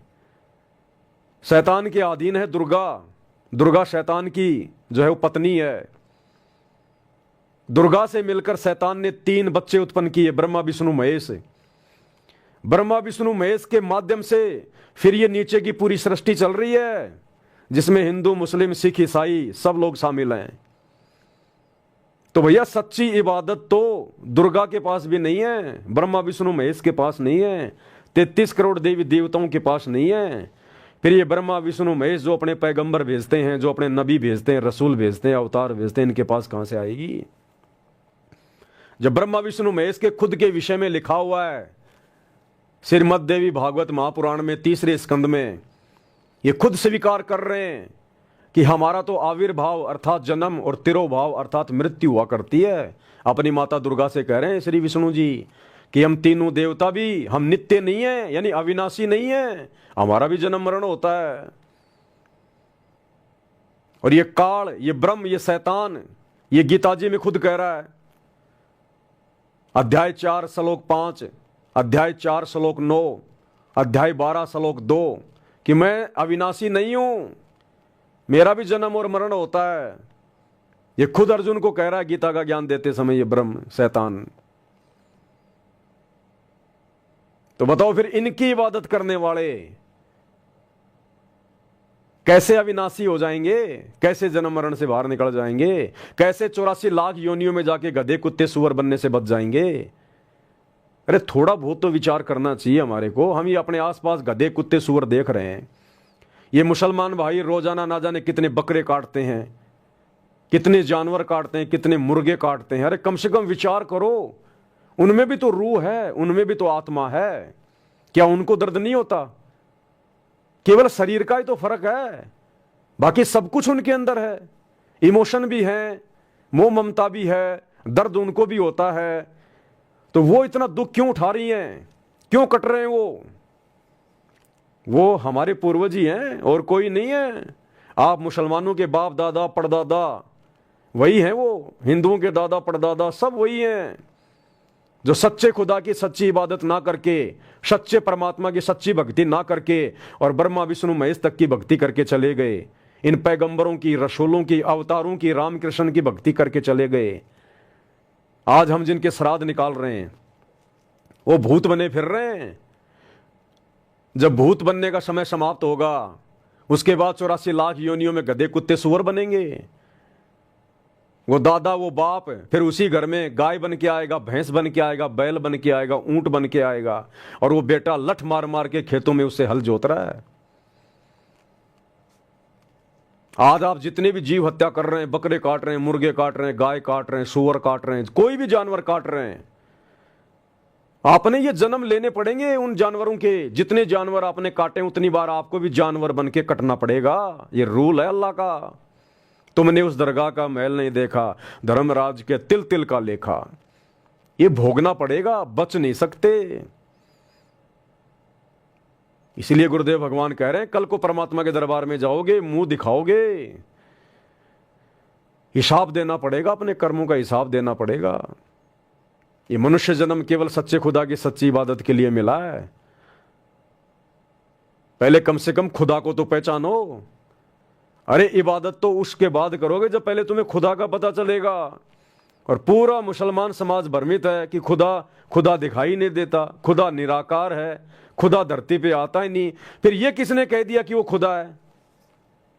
फिर ये कैसे कह रहे हो तुम कि वो खुदा है, जब वो किसी को दिखाई नहीं दिया, वो किसी से मिलता ही नहीं है, वो धरती पे आता ही नहीं है, तो फिर ये किसने कह दिया कि वो खुदा है? सारा बिल्कुल गोलमाल, डब्बा गोल, सब देखा देखी में चल रहे हैं। किसी की बुद्धि इन सवालों के ऊपर विचार नहीं करती, और ये बुद्धि विचार करती है जब हम सच्चे मुर्शिद की शरण में आएंगे, उस बाखबर की शरण में आएंगे जो सूरत फुरकानी 25 आयत नंबर 59 में कहा है कि ये हजरत, जिस अल्लाह ने, जिस खुदा ने 6 दिन में सृष्टि रची, आसमान और धरती के दरमियान यानी इसके बीच में जो भी कुछ है वो बनाया, और 7वें दिन शाही तख्त पे जा विराजा, यानी शतलोक में जा बैठा सिंहासन पे। उसकी खबर किसी बाखबर से जा पूछ, किसी जानने वाले से पूछ, तो वो बाखबर वर्तमान में सतगुरु रामपाल जी हैं, वो जानने वाला। सतगुरु रामपाल जी के अलावा तुम्हें इस ब्रह्मांड में कोई नहीं बताएगा कि अल्लाह कौन है, कैसा है, कहाँ है और कैसे उसकी प्राप्ति होगी। जन्नत जन्नत जन्नत, जन्नत में क्या करोगे जाके? अरे जन्नत में तो बाबा आदम नहीं जा पाया, तुम्हारा कोई भी नबी नहीं जा पाया जन्नत में, कोई भी नबी नहीं जा पाया जन्नत में। जन्नत यानी स्वर्ग, बैकुंठ, तुम्हारे हजरत मोहम्मद नहीं जा पाए जन्नत में। वो पितरलोक में बैठे हैं भूत बन के, बाबा आदम से लेकर हजरत मोहम्मद सारे के सारे पितर बन के बैठे हैं। जीवनी हजरत मोहम्मद को पढ़ लो, साफ साफ लिखा हुआ है। तो भैया ये बातें, ये चिंतन मनन की जो प्रक्रिया है, ये हमारे अंदर भी उस समय जागृत हुई जब हम सच्चे मुर्शिद बाखबर सतगुरु रामपाल जी की शरण में आए। तब जाकर हमारे बंद दरवाजे के ये पट खुले। ऐसे ही तुम्हारे भी खुलेंगे, और फिर तुम ऐसे मुसलमानों को समझाओगे, अपने रिश्तेदारों को, अपने भाई बंधुओं को, फिर वो तुम्हारी बात नहीं मानेंगे। तो अपना आत्म कल्याण चाहते हो तो भाई आ जाओ शरण में। ये 4 दिन का जीवन है, 4 दिन का, कब हवा निकल जाए कोई भरोसा नहीं है। और जो कर्म तुम कर रहे हो, हरी सब्जी की तरह जो मांस मटन खा रहे हो तुम, ये जवाब देना पड़ेगा, जवाब। तुम तो इतना पाप कर चुके हो, शायद ही तुम्हारा ये वजन उतरे, शायद ही। अगर सतगुरु रामपाल जी की शरण में आ गए तो वो रहम दिल अल्लाह है। तुम्हारे तमाम कबायरों को, पाप कर्मों को परमात्मा साफ कर देगा और आगे से तुम्हें ज्ञान ऐसा दे देगा, तुम चींटी भी नहीं मारोगे, चींटी भी। आज जो तुम बकरे मार रहे हो, झोटे मार रहे हो, ऊंट गाय मार रहे हो, सतगुरु रामपाल जी की शरण में आने के बाद मुसलमान खुद कटना स्वीकार कर लेगा, लेकिन चींटी को भी नहीं काटेगा, चींटी को भी, क्योंकि वो सच्चा खुदा है। जब उसकी पहचान हो जाएगी, आत्मा जाग जाएगी, फिर आत्मा ये कुकर्म नहीं करेगी। तो परमात्मा धरती पे है, अल्लाह धरती पे है। अल्लाह ने कायनात बनाई, अल्लाह ने सृष्टि बनाई। अरे फिर जिस अल्लाह ने सृष्टि बनाई है, उस अल्लाह को डर लग रहा है क्या धरती पे आने में? आ नहीं सकता क्या वो? फिर वो अल्लाह काहे का हुआ? अब किसी इंसान ने कोई प्लाट बना दिया, कोई मकान बना दिया, और उस प्लाट में वो जा नहीं रहा,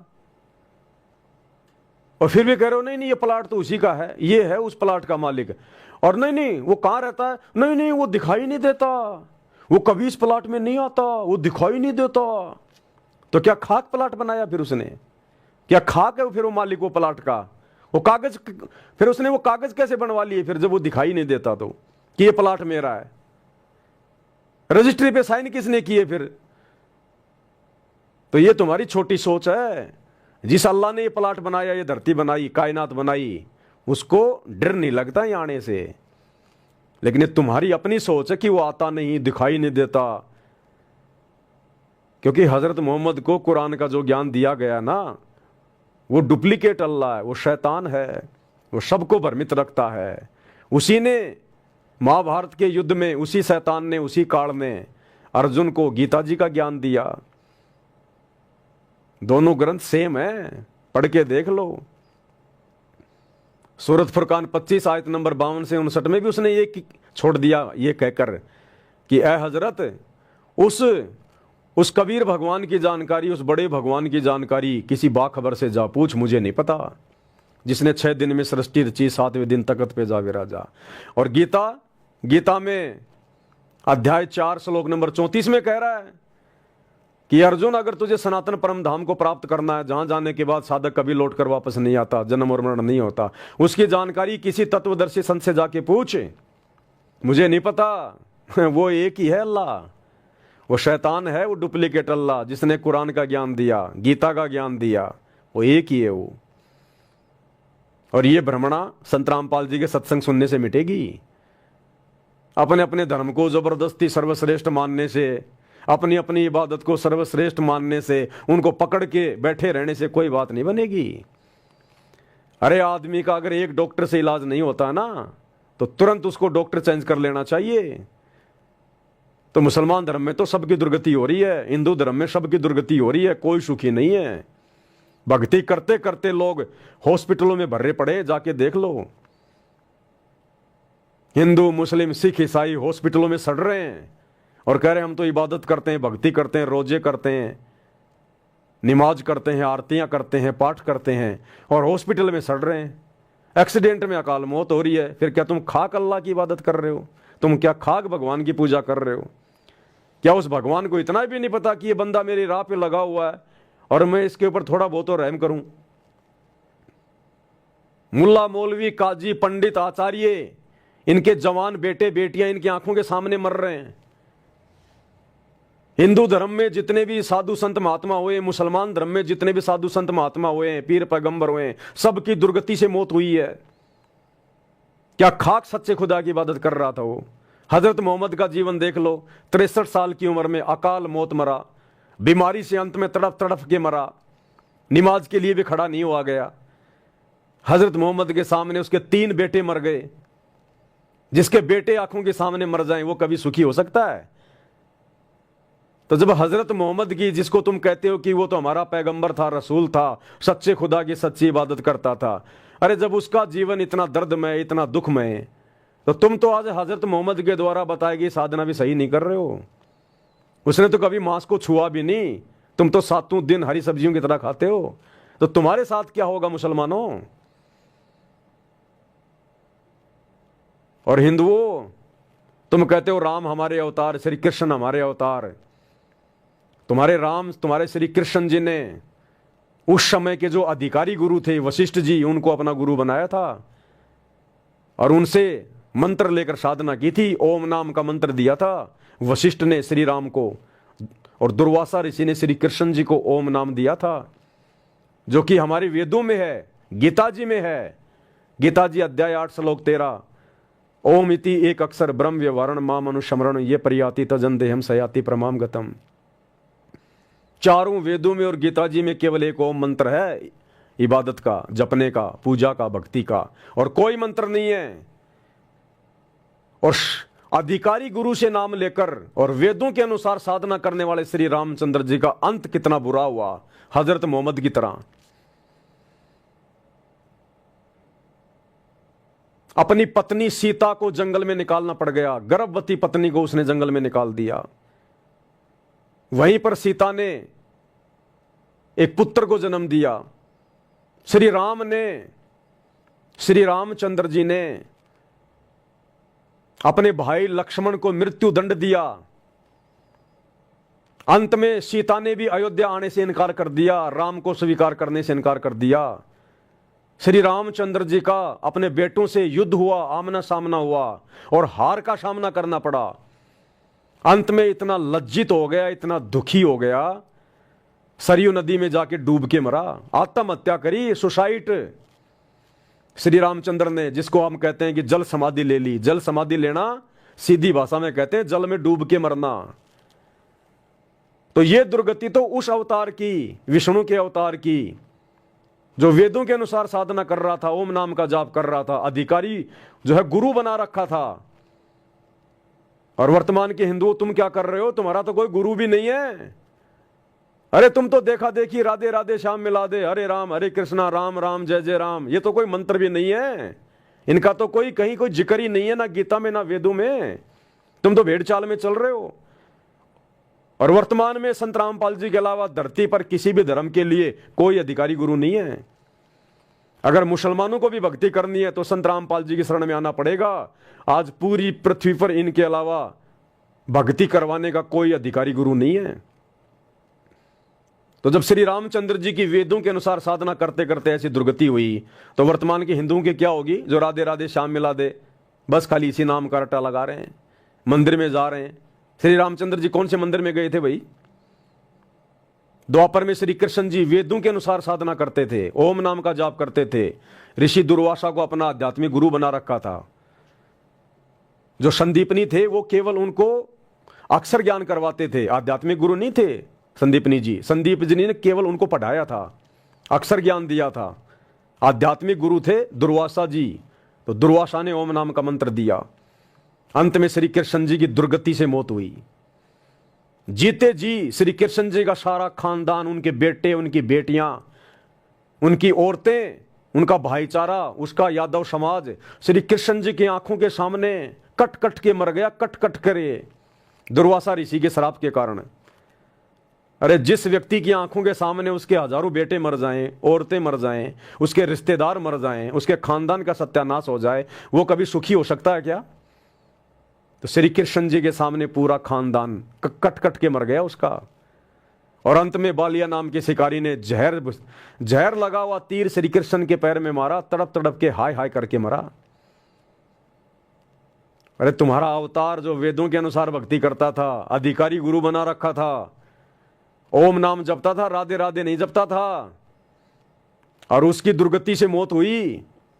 तो वर्तमान में जो लोग देखा देखी में लगे हुए हैं, ना जिनके गुरु अधिकारी हैं, आप लोगों का क्या होगा? तो हर धर्म के, हर पैगंबरों की, रसूलों की, अवतारों की यही दुर्गति हुई है। क्यों? क्योंकि इन रसूलों को, इन पैगंबरों को, इन नबियों को, इन अवतारों को वो शैतान आके मिलता है। शैतान हजरत मोहम्मद को कुरान शरीफ का ज्ञान दिया, शैतान ने दिया, इसीलिए तो सामने नहीं आया। अल्लाह था तो सामने आता ना। ये कहते हैं अल्लाह निराकार है, तो फिर अल्लाह ने वो कुरान कैसे लिख दी? अल्लाह ने वो कुरान की आयतें कैसे लिख दी फिर? अरे हाथों से तो लिखी होंगी, मुंह से तो बोल के लिखी होंगी, मन में सोचा होगा।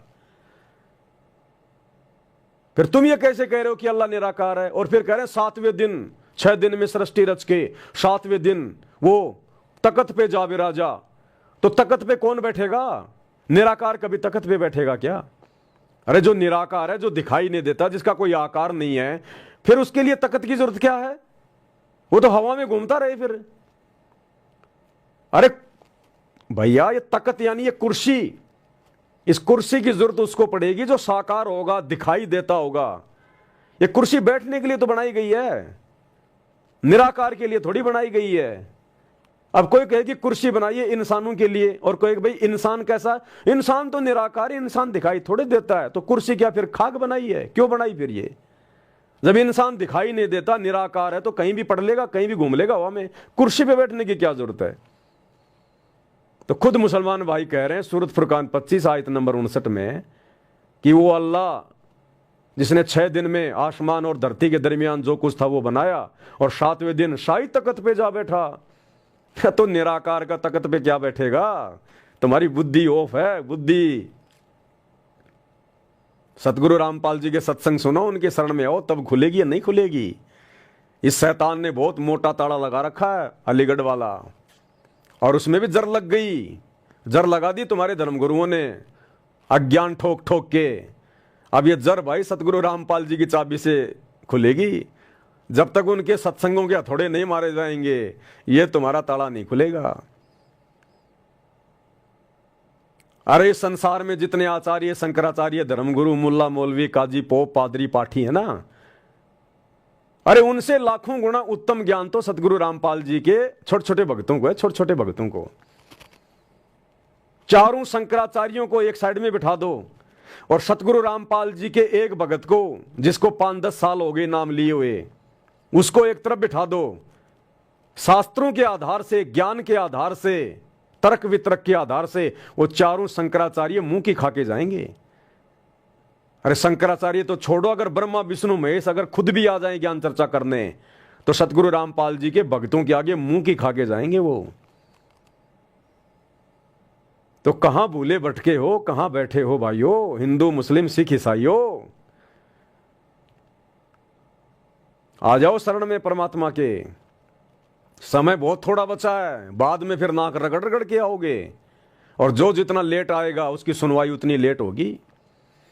जो जितना लेट आएगा उसकी सुनवाई उतनी लेट होगी। फिर ये ऑफर थोड़े समय के लिए है, विचार कर लेना, ये मनुष्य शरीर क्यों मिला है, ये गधे, कुत्ते, सुअर, इनको देख के विचार कर लेना। तुम जो ये काट रहे हो ना, ये आत्माएं सुनी नहीं है, इनका रखवाड़ा अल्लाह है। ये उस अल्लाह के शरीर से पैदा हुई है ये आत्मा। उस अल्लाह ने अपने शब्द से आत्माएं पैदा की हैं, ये सुनी नहीं है। तुम इनको सोना समझ के काट रहे हो ना कि इनका रखवाड़ा कोई नहीं है। हिसाब देना पड़ेगा जब उसकी दरगाह में जाओगे। तुमने उस दरगाह का महल नहीं देखा, धर्मराज के तिल तिल का लेखा। कैसे बचोगे? क्या मुंह लेके जाओगे अपने परवरदिगार के सामने? उस दिन का भी थोड़ा विचार कर लो। अभी समय है, गुरुदेव के प्रवचन सुन लो, सत्संग सुन लो। तो क्या कह रहे हैं गुरुदेव? तो तेरा दे लिया, अब खरी आंख खोलनी पड़ेगी। लल्लो पत्तों का ज्ञान बतेरा दे लिया, अब खरी खरी कहूंगा। और इनको तो सहन कर गया उसका बेड़ा पार है। और जिसके अंदर दोष होगा वो या तो ठीक हो जाएगा ना छोड़ जाएगा इस विषय को। हमेशा की जरूरत भी नहीं है। बच्चों, सतगुर मिले तो इच्छा मिटे, पद मिल पदे समाना, चल हंसा उस लोक उठाऊं जो आदि अमरस्थान। क्या ये बालकों के गीत है या कोई नावल की बातें हैं? ये गॉड गिवन गिफ्ट आपके लिए एक अनमोल ज्ञान है। मन तो चल रहे सुख के सागर, जा शब्द से दोषत ना कर। संत गरीबदास जी अपने उस निध स्थान को देख कर आए, परम पिता के साथ जाकर, और वहां की व्यवस्था देखी, वहां का सुख देखा, वहां की अजर अमर स्थान और देव देवता रूपी स्त्री पुरुष देखे। बेटा बेटी देखे। फिर वो नीचे आया, जब सारी बात बता दी, मन तो चल रहे सुख के सागर, जहां शब्द से दूर तक। गुरुदेव भगवान कह रहे हैं, जब गरीबदास जी परमात्मा के साथ, अल्लाह कबीर के साथ, जो जिंदा बाबा के रूप में उनको मिले थे, जब उनके साथ ऊपर गए, सतलोक में गए, सब कुछ देखा, वहाँ का सुख देखा, वहाँ का वैभव देखा, वहाँ का विलास देखा, वहाँ की स्त्री और पुरुष देखे, वहाँ का वो देश देखा, तो ये नीचे ये पृथ्वी लोक 21 ब्रह्मांड, ये शैतान का लोक, कूड़े का ढेर नजर आ रहा था, कूड़े का ढेर। उसके बाद आके गरीबदास जी ने हम सभी को जगाया, चेताया कि भाइयों, किस कूड़े के ढेर में पड़े हो, गंदगी में पड़े हो, उस शतलोक में चलो, 7वें आसमान पर। रियल में वो है जन्नत, असली स्वर्ग तो वो है परमात्मा का सतलोक, सचखंड, जो यहां से 16 संकोश की दूरी पे है। इस शैतान के स्वर्ग, महास्वर्ग, बैकुंठ, जन्नत, ये कुछ नहीं है उसके आगे। ये तो हमें धोखे में रखता है, थोड़े बहुत समय के लिए जन्नत में रख लेगा, स्वर्ग में रख लेगा, फिर नीचे वापस डाल देगा जब हमारी भक्ति खत्म होगी दान पुण्य वाली, फिर नीचे डाल देगा, गधा कुत्ता सुअर बना देगा। ये प्रोसीजर सदा से चलती रहती है इसकी, कि सतलोक में चलो, वहां के ठाठ बाट, वहां के सुख, ऐसा ही वहां हमारा शरीर है, लेकिन वहां पर तेजोमय शरीर है, नूरी शरीर है। यहां तो हार्ड मांस का शरीर है, टट्टी, पेशाब, लार, थूक, मांस, पता नहीं क्या क्या भरा पड़ा है इसमें। कोई कुत्ता रोड पे मरा हुआ देखा होगा, वही सब कुछ इस शरीर में भरा हुआ है। वहां एक तत्व का शरीर है, नूरी शरीर है, पारदर्शी शरीर है। वहां कोई टट्टी पेशाब नहीं होता। वहां की धरती नूर की है, मिट्टी नहीं है यहाँ की तरह। वहां आंधी नहीं आती, तूफान नहीं आते, आंखों में वहां पर मिट्टी नहीं होती, शरीर में वहां पे मिट्टी नहीं लगती, मैल नहीं लगता। और जितनी बड़ी ये पृथ्वी है, इससे भी बड़े बड़े वहां पर एक एक आत्मा के पास में प्लाट हैं, एक एक आत्मा के महल है वहां। 16 सूर्य जितना तेज, प्रकाश, नूर, सुहावना, जो आनंद दे, एक एक आत्मा के अंदर है इतना नूर वहां पर। यहां के ब्रह्मा विष्णु महेश में नहीं है, इस काल में नहीं है, दुर्गा में नहीं है। उनसे कई गुना ज्यादा नूर सतलोक में प्रत्येक आत्मा में है, स्त्री पुरुष में। पृथ्वी से भी बड़े बड़े हमारे महल हैं वहां पर, जो खाली पड़े हैं आज भी, हमारा इंतजार कर रहे हैं। हमारा रियल परिवार वहां बसा हुआ है। हम अपनी नादानी से शैतान के साथ आ गए। यहां सभी का विमान खड़ा वहां पर, पर्सनल विमान सबके घर के आगे, क्योंकि वो सतलोक है, किसी चीज की कमी नहीं, अभाव नहीं है। यहां एक मोटरसाइकिल लाने के लिए ना जाने कितने पापड़ बेलने पड़ते हैं, एक 4 व्हीलर गाड़ी लाने के लिए कितने झूठ बोलने पड़ते हैं, कितने पैसे जमा करने पड़ते हैं। और फिर किस्ते वाले पीछे पीछे, वो भाई आगे आगे, कभी मोबाइल बंद, कभी ससुराल में हूं, हाँ बाहर आ गया, ये आ गया। और वहां पर्सनल विमान खड़े हैं, पर्सनल विमान, जो विमान ब्रह्मा विष्णु महेश के पास भी नहीं है। इतने ठाठ बात, इतने सुख हैं वहां पर। और कभी मरना नहीं, यहां तो मृत्यु। कब यहां कोई रोग घेर ले, हॉस्पिटल में सड़ना पड़े, वहां कोई रोग नहीं, कोई दुख नहीं, कोई मृत्यु नहीं, सदा सदा का जीवन, अखंड जीवन, अविनाशी शरीर, किसी चीज का भाव नहीं, कोई काम धंधा नहीं करना पड़ता। यहां तो सुबह निकलो, सारा दिन काम धंधा पीटो, रात को 12 बजे उसी सोच में पड़े रहो, कल ये करना है, परसों ये करना है, इसको लेना है, उसका देना है। वहां कुछ नहीं, ना लेना ना देना। अपने बाप सच्चे अल्लाह, कबीर भगवान, सतगुरु रामपाल जी के भंडार से खाएंगे वहां। जिस प्रकार किसी सेठ का, किसी धनी का छोटा बच्चा, 8-10 साल का बच्चा, उसको कोई चिंता नहीं होती खाने पीने कमाने की, कोई टेंशन नहीं होती, अपने बाप की गाड़ियों में घूमता है, ऐश करता है। ऐसे ही सतलोक में हम सब अपने परमपिता परमेश्वर, कबीर अल्लाह, सतगुरु रामपाल जी भगवान की पनाह में, उन्हीं के आशीर्वाद से, उसी के भंडार से सब कुछ खाएंगे, सब कुछ मिलेगा। यहां तो वो टेस्ट भी नहीं है। जैसे कोई केला खा के फेंक दे, तो केला तो ओरिजिनल वस्तु है, खाने वाला तो आनंद ले रहा है। अब वो केला, उसको चींटियां खा रही हैं, भेड़ बकरियां खा रही हैं, इस प्रकार सतलोक में जो ओरिजिनल वस्तुएं हैं, सेब संतरे केले आम अंगूर, समझो हम तो उसका छिलका खा रहे हैं यहां पर, छिलका। ओरिजिनल टेस्ट तो वहां है, ओरिजिनल वस्तु वहां है। तो वहां ले जाने के लिए सतगुरु आए हुए हैं। इसलिए भाई और बहनों, कोई विशेष परमेश्वर की, अल्लाह की प्यारी आत्मा होगी जो सतगुरु रामपाल जी के प्रवचन सुनेगी और समझ के अपना आत्म कल्याण करवाएगी। ये धर्म और जातियों की इस शैतान ने जो बेड़ियां डाल दी हैं कि अगर मैंने संत रामपाल जी के ज्ञान को समझ के नाम ले लिया तो मेरा मुसलमान समाज क्या कहेगा, हिंदू समाज क्या कहेगा, हैं तो हिंदू बन गया। अरे भैया, कल को जब मरेगा, मरना तो है ही, कल को जब मरेगा और मरने के बाद यही गधा कुत्ता सुअर बन के गलियों में गोबर खाएगा, तब ये तेरा समाज तेरे क्या रक्षा करेगा। जिस समाज की लोक लाज को मान के, शर्मा शर्मी को मान के, जिस समाज का खोप मान के आज तू अपना आत्म कल्याण करवाने से पीछे हट रहा है, सच्चा खुदा धरती पे आया हुआ है, उसकी सच्ची इबादत करने से पीछे हट रहा है, और कल को बिना भक्ति के, बिना इबादत के गधा कुत्ता सुअर बन के घूमेगा, तब ये तेरा मुसलमान समाज, तेरा हिंदू समाज, तब तेरा कहां ये तेरा मददगार होगा, फिर क्या करेगा। इसलिए भैया परमात्मा कहते हैं लोक लाज ना कीजिए। अगर मार्ग समझ में आ गया, ज्ञान समझ में आ गया, भक्ति समझ में आ गई, तो कहते हैं लोक लाज ना कीजिए। फिर चाहे रिश्तेदार हो, चाहे समाज हो, चाहे धर्म हो, चाहे जाति हो, तोड़ दो उन बेड़ियों को। लोक लाज ना कीजिए, निर्भय हो रहिए, और जो मन चावे राम को, उस असली अल्लाह को तो दासा तन धरिए।